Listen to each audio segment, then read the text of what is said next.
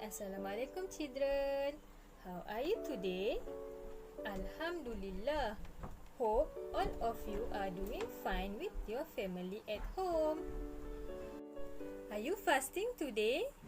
I hope every one of you is fasting. Try to fast your children, even only for half day or a part of it. That's a good start, insyaAllah. Okay children, today I want to do an interesting experiment.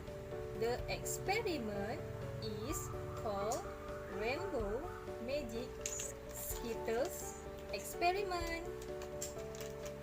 Before we start the experiment, teacher wants to share something with all of you.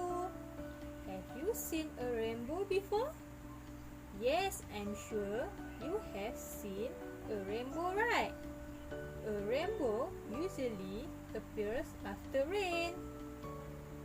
Okay, let's start our experiment. The materials you need are a plate,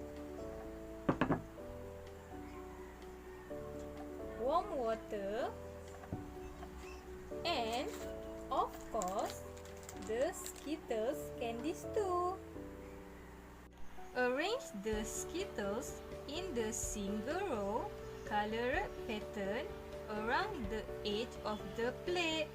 Alternate each color to form a rainbow.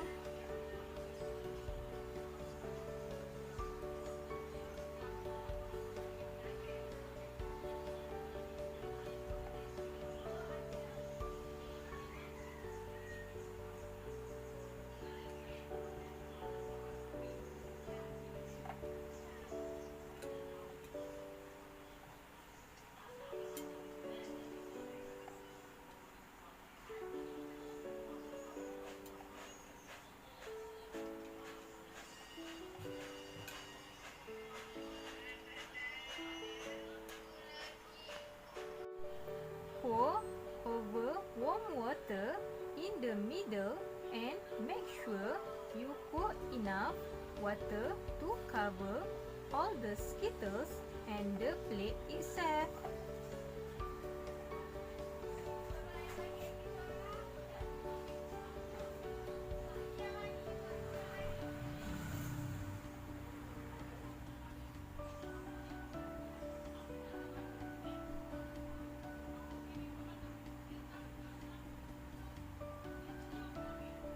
Wash and wait as the rainbow appears on the plate.